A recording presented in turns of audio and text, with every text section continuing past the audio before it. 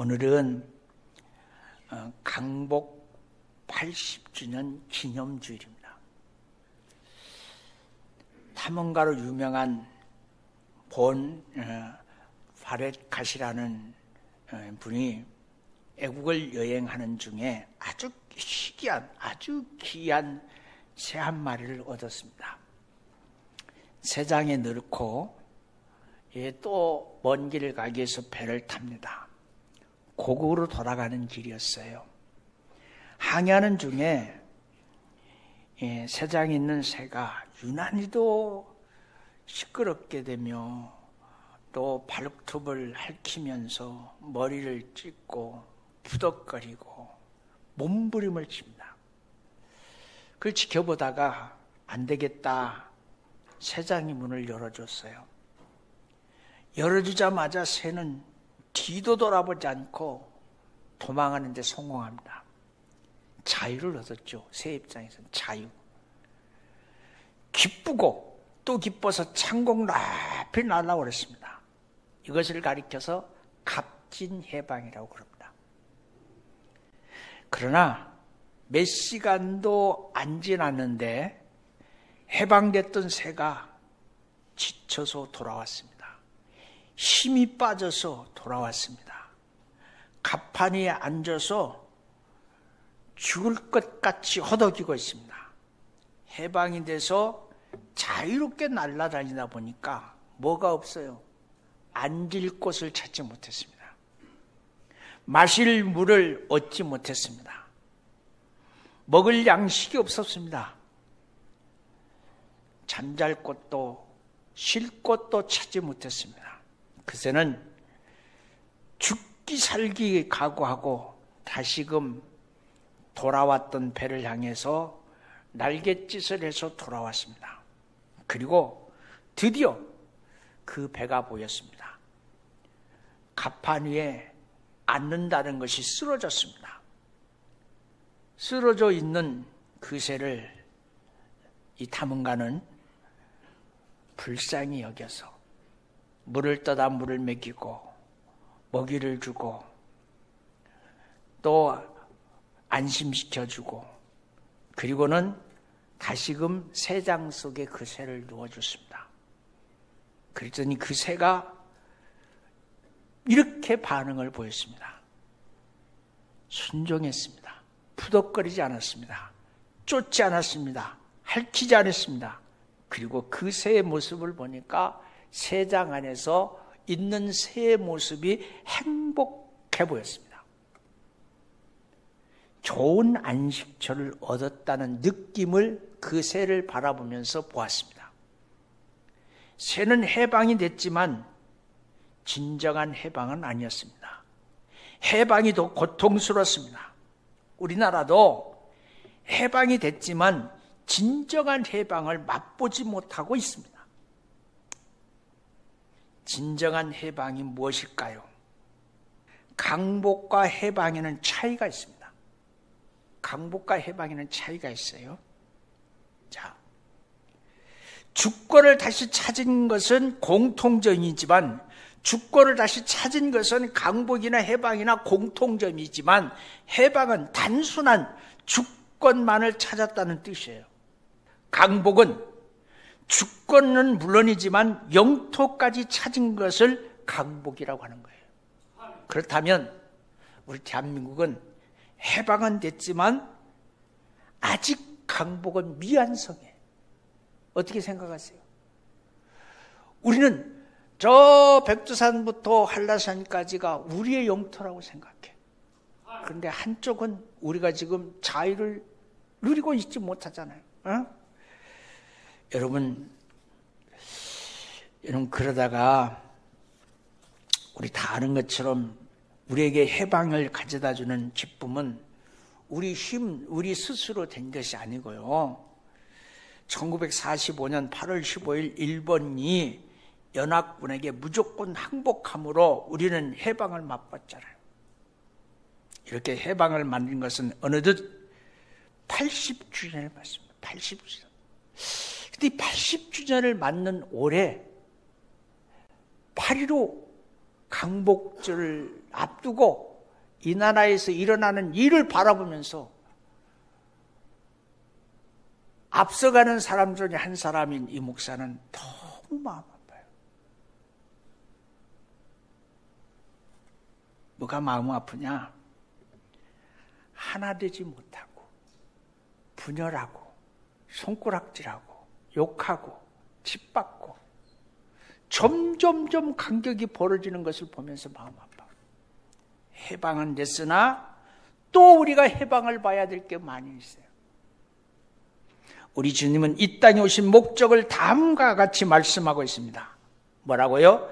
주의 성령이 내게 임하셨으니 이는 가난한 자에게 복음을 전하게 하시려고 내게 기름을 부으시고 나를 보내사 포로된 자에게 자유를, 눈먼 자에게 다시 보게 함을 전파하며 눌린 자를 자유케 하고 주의 은혜의 해를 전파하게 하려 하심이니라 하였더라. 여기 분명히 말했잖아요. 뭐예요? 눈먼 자에게 다시 보게 함을. 예수님 이 땅에 오셔서 우리에게 세 가지 해방을 주십니다. 첫 번째, 아멘 하세요. 가난으로부터 해방. 여러분, 가난한 게 좋습니까? 넉넉한 게 좋습니까? 넉넉한 게 좋습니까? 풍성하게 좋습니까? 풍성한 게 좋은 게입니까? 넘치는 게 좋습니까?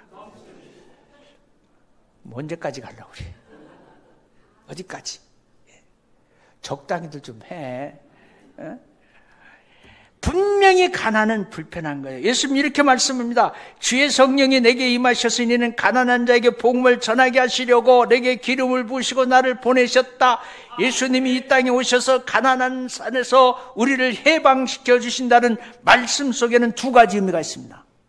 이는 첫 번째, 하나님께서는 가난을 부유로 바꿔주시겠다는 거예요. 가난을 부유로 바꿔주시겠다. 옆 사람 이렇게 말해요. 당신의 가난을 하나님이 부유로 바꿔주십니다. 시작. 바꿔주세요. 바꿔주세요. 바꿔주신다니까? 바꿔주세요. 여러분, 가난하게 살고 싶은 사람 손 내려보세요. 손 들어보세요. 응? 가난한 게 좋다고 생각하는 사람 어디 있어요? 하나님은 인간에게 복 주시려고 계획하고 계세요. 자, 여호와께서 모세에게 말씀하여 이르시되 아론과 그 아들들에게 말하여 이르되 너희는 이스라엘 자손을 위해서 이렇게 축복 기도를 해라. 이렇게 말씀하시고 여호와는 내게 복 주시고 너를 지키시기를 원하며 여호와는 그 얼굴을 내게 비추사 은혜 베풀시기를 원하며 여호와는 그 얼굴을 내게 향하여 드사 평강 주시기를 원하며 나 할지니라 하라. 그들은 이같이 내 이름으로 이스라엘 자손에게 뭐하라? 축복할지니라. 자, 제사장들이 축복하면 내가 그들에게 복을 주리라. 민수기 6장 22절부터 27절까지 말씀입니다. 자, 하나님의 뜻은 축복입니다. 하나님의 뜻은 행복입니다. 하나님의 뜻은 부유입니다. 하나님의 뜻은 평강입니다. 하나님께서 인간을 창조하시고 첫 번째 선포한 것이 뭡니까? 축복을 선포하셨어요. 창세기 1장 27절부터 28절까지 보니까 하나님이 자기 형상 곧 하나님의 형상대로 사람을 창조하시되 남자와 여자를 창조하시고 하나님이 그들에게 복을 주시며 그들에게 이르시되 생육하고 번성하여 땅에 충만하라. 땅을 정복하라. 바다의 고기와 하늘의 새와 움직이는 모든 생물을 다스리라. 다섯 가지. 온 인류가 홍수로 멸망당했습니다. 그때 시리에 빠져있는 노아에게 하나님이 또 축복을 선포하십니다. 창세기 9장 1절에 보니까 하나님이 노아와 그 아들들에게 복을 주시며 그들에게 이르시되 생육하고 번성하며 땅에 충만하라 말씀했어요. 창세기 1장 27절과 28절에 다섯 가지 복 가운데 두 개가 쏙 빠져버렸어요. 뭐 때문에? 죄로 말미암아 심판 후에 두 개가 빠져버렸어요. 생육, 번성, 충만. 다스림이 없어졌어요. 정복이 없어졌어요. 지금 그래서 우리가 다 다스려야 될 대상이 흑암의 세력인데 다스리지 못하는 거예요. 정복해야 될 건데 정복하지 못하는 거예요. 또 창세기 12장 2절에 보니까 아브라함을 하나님이 메시아의 첫 조상으로 선택하시고 하나님이 선택하자마자 하나님이 그 아브라함을 축복하십니다. 뭐라고 축복하시죠? 내가 너로 큰 민족을 이루고 내게 복을 주어 너의 이름을 창대케 하리니 너는 복의 근원이 될지니라. 아멘. 하나님은 이삭에게 나타나서 하신 말씀도 축복입니다. 창세기 26장 3절에 보니까 이 땅에 거루하며 내가 너와 함께 있어 너에게 복을 주고 내가 이 땅의 모든 땅을 너와 내 자손에게 주리라. 이같이 하나님께서 사람을 선택하시고 선택된 사람을 그냥 내버려 두는 것이 아니라 꼭 복을 약속하셨어요. 옆 사람한테 하나님은 당신을 복 주시기 위해서 부르셨습니다. 한번 해봐요. 시작. 복 주시기 위해서 불렀어요. 복 주시기 위해서 불렀어요. 그래서 인간에게 최고의 복이 뭐냐면 만남이에요. 만남의 복. 여러분, 인간이 복되게 살지 못하는 것은 하나님의 책임이 아니라 인간의 책임이에요. 하나님의 뜻은 사람들에게 복 주시는 것인데 예수님이 이 땅을 보내셔서 가난에서 해방시켜 주시는 겁니다. 해방시켜 주시는 겁니다. 가난에서 해방시켜 주시는 하나님. 여러분, 과거를 한번 돌이켜 봐봐요. 지금 오늘 시점처럼 내가 태어나서 막 결혼해서 오늘처럼 살았는지 아니잖아요. 여러분, 그래서 사도 바울은 빌립보서 4장 11절부터 12절에서 이렇게 믿음을 고백합니다. 내가 궁핍함으로 말하는 것이 아니라 어떤 형편이 있는지 내가 자족함을 배웠다. 나는 비천에 처할 줄도 알고 풍요에 처할 줄도 알아. 모든 일 곧 배부름과 배고픔과 풍요와 궁핍에 처할 줄도 아는 일체의 비결을 배웠노라. 한 남자와 한 여자가 만나서 가정을 이룰 때 처음엔 사랑으로 살아요. 근데 그 사랑의 시효는 3개월이래요. 아셨어요? 3개월이면 사랑 시효 끝나. 그 다음에 뭘로 살아야 돼요? 그 다음부터 주님이 부르시는 그날까지 남자는 계속해서 그 가정에 때워야 될 연료를 공급해주는 주유소의 자동차에 기름을 넣는 호수 같은 역할을 감당하면서 살아야 될 게 남자예요. 그러다가 기름이 떨어지면 가정에 뭐가 생겨요? 불화가 생겨요. 여러분, 그러므로 바울의 고백처럼 궁핍할 때도 비천에 처할 때도 풍요할 때도 어떤 일이 있어도 하나님 자족할 수 있는, 자족이란 말이 무슨 말이에요? 적응할 수 있는, 내 현장에 내 삶에 불평하지 않는 삶이 나와 여러분의 삶, 성도의 삶이에요. 일을 바라보면 불평이에요. 일을 바라보면 불평. 저수에도 이렇게 보니까요, 집은 집인데 다 집이 가격 차이가 있더라고요. 그렇잖아요? 집도 가격 차이가 있어요. 여러분, 그런데 사람도 값이 달라요. 사람의 값을 누가 정했냐면 보험회사가 정했어요. 보험회사가요, 아무것도 않고 사는 사람들은 무슨 일이 있으면 얼마 정해졌다니까? 그럼 여러분 값은 얼마예요? 물어봐. 옆 사람 값을 여러분이 한번 매겨줘봐. 얼마쯤 될까요? 여러분. 예? 하나님이 이렇게 말했잖아요. 온 천하를 주고도 살 수 없는 게 너다 그랬잖아요. 예? 두 번째, 죄로부터 해방이에요. 예수님이 이렇게 말씀했어요. 자, 오늘 본문, 예? 죄로부터 해방, 보호된 자에게 자유, 여기 포로된 자에게 자유라는 말은 마귀로부터 해방을 의미합니다. 에덴 동산 위에 마귀는 모든 사람을 포로로 잡아놓은 존재입니다. 그런데 가장 큰 포로의 수단이 뭐냐면 두 가지예요. 질병과 병, 질병과 죄입니다. 질병과 죄로 우리를 포로로 잡았어요. 마귀는 우리에게 죄를 주고 마귀는 우리에게 질병을 줍니다. 하나님은 하나님의 자녀들이 모두 건강하게 살기를 원하십니다. 그러기에 하나님은 예수님 이 땅에 보내서 병에서 해방시켜 주시는 겁니다.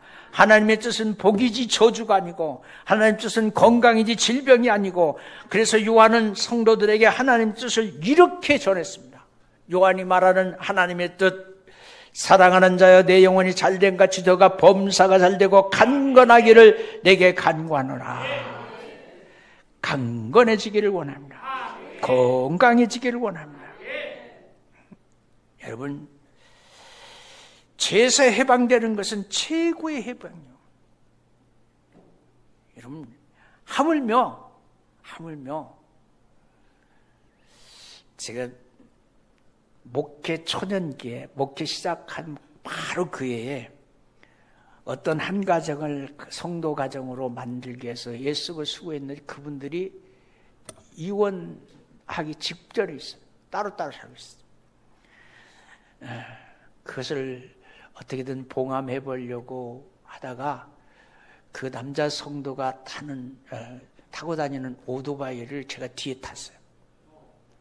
그러다가 그 오토바이가 사고가 나는 바람에 내가 날아갔어요. 날아가서 뚝 떨어졌는데 저수지 뚝방에 떨어졌습니다. 그로 인해서 다리에 깁스를 했어요. 깁스를 하고 있는데 그 와중에 그 조그마한 교회 성도 남편이 국회의원 출마를 했어요. 그 조그마한 몇 명 모이지 않는 교회의 성도 남편이 국회의원 출마를 했어요. 근데 담임 목사가 깁스를 했다고 그냥 내버려 둘 수 없잖아. 그냥 목발을 짚고 깁스를 끌고 그냥 교회 이 교회 저 교회 찾아다니면서 우리 교회 성도 남편이라고 도와달라고. 그러다 보니까 깁스가 끊어졌어요. 끊어졌는데 그때는 괜찮았어요. 그때는 괜찮았는데 지금 그 후유증이 있는 거예요. 조금만 무슨 일이 있으면 염증이 생겨요. 그래서 아파요. 그러니까 정형외과 가보니까 염증 때문에 그럽니다. 염증약 처방을 해줘요. 여러분, 아파보면, 깁스해보면 누가 제일 부럽냐면 지효야 그랬잖아. 깁스 풀고 마음대로 권투할 수 있으면 그게 최고잖아. 네? 하나님은 건강하기를 원하는 거예요. 건강. 중국의 왕 안명이는 사람을 살아가는 데 있어서 가장 고통스러운 짐 4가지가 있다고 그랬어요. 첫 번째, 배고프고 춥고 힘든 육체적인 고통. 두 번째, 사람들로부터 냉대받고 소외당하는 고통. 세 번째, 여러 가지 일로 인해서 자기 심중에 생기는 내적 고뇌. 네 번째, 할 일이 없어서 한가름으로 인해서 느끼는 고통. 아침에 일어나서 출근할 것이 없어서 무력하게 앉아있는 그게 고통이라는 겁니다. 그러나 가장 큰 고통은 죄의 열매인 고통입니다. 반대로 가장 큰 기쁨은 죄 사함을 받은 기쁨입니다. 예수님 말씀합니다. 요한복음 8장 33절에 34절에 예수께서 대답하여 이르시되 진실로 진실로 너희에게 이르니 죄를 범하는 자마다 죄의 종이니라. 바울은 말합니다. 고린도서 3장 17절에 주는 영이시니 주의 영이 계시는 곳에는 자유함이 있느니라. 신학자 에밀 브루너가 그의 조서에서 뭐라고 말을 했냐면 인간은 자유로나 자유롭다. 그러나 그 자유는 하나님께 매일 때 비로소 진정한 자유다 그랬어요. 자유가 여러분과 나에게 있기를 원합니다. 마지막 세 번째, 사망으로부터 자유. 예수님께서 우리는 해방시켜 주시는 것 가운데 가장 놀라운 해방은 사망으로부터 해방인 줄로 믿습니다. 죽음으로부터 해방인 줄로 믿습니다. 바울은 말합니다. 자녀들은 혈과 육과 함께 죽었음에 그도 또한 같은 모양으로 혈과 육으로 함께 지내심을, 죽음을 통하여 죽음의 세력을 잡은 자 곧 마귀를 멸하시며 또 죽기를 무서워함으로 일평생 매어 종노라는 모든 자들에게 놓아주려 함이니라. 히브리서 2장 14절의 말씀입니다. 솔직하게 우리 말해봐요. 죽음이 두렵지 않다고 말하는 사람은 거짓입니다. 죽음 두렵죠. 그러나 우리 흔히 하는 말 뭐가 있어요? 믿는 구석이 있어요. 내가 신앙생활을 잘하든 못하든 내가 믿는 예수님이 나를 영원한 불목 가운데 던지지는 아니할 것이다. 하나님 내 영혼을 천국으로 인도할 것이다. 그 믿음은 철떡 같잖아.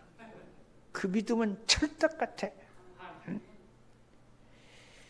여러분, 성도들은 죽음에 대해서 이런 자세가 있어야 돼요. 복음을 증거하다가 사형을 당하는 사형수가 있습니다. 사형당하는 아침에 사형장으로 끌고 가면서 간수감을 합니다. 간밤에 한잠도 못 주무셨죠. 이때 사형수가 말합니다. 아니요, 예수님께 갈 것을 생각하니 나는 너무나 즐거워서 푹 잤습니다. 가벼운 마음으로 죽을 수 있어서 감사합니다.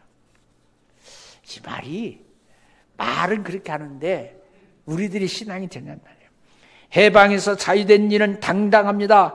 여러분, 김알란 박사는 세상을 떠나면서 유언 아닌 유언을 했습니다. 나는 더 좋은 곳으로 가노니 장례식을 치르지 말고 한송식을 치르며 기뻐하라 그랬어요. 얼마나 죽음에서 해방된 신앙의 간격을 느끼느냐, 이게 신앙의 차이인 줄로 믿습니다. 이제 결론을 내립니다. 모든 동물에게 가장 귀한 것이 하나씩 있습니다. 여러분 물어볼게요. 코끼리에게 가장 귀한 건 뭘까요? 코끼리에게 가장 귀한 것은 상아입니다. 아니 왜 그렇게 해요? 상아.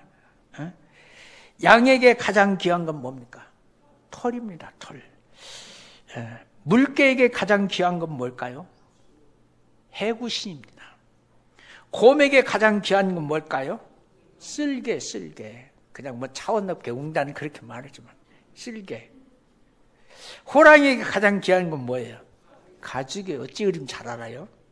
그러면 사람이라는 동물에게 가장 귀한 것은 뭘까요? 사람에게 가장 귀한 것 예수 그리스도입니다. 그렇습니다. 예수님은 진정한 해방자입니다. 가난, 마귀, 사망으로부터 해방돼야 진정한 해방인 줄로 믿습니다. 예수님께서 우리에게 참 자유를 주셨습니다. 그러면 이제부터 우리는 이렇게 살아야 될 줄로 믿습니다. 이렇게 살아야 될 줄로 믿습니다. 그리스도께서 우리로 자유롭게 하려고 자유를 주셨으니 아멘. 그러므로 굳건하게 서서 다시는 종의 멍에를 매지 말라. 갈라디아서 5장 1절의 말씀을 붙들고 세상을 향하여 전진하시기를 주의 이름으로 축원합니다. 기도하겠습니다.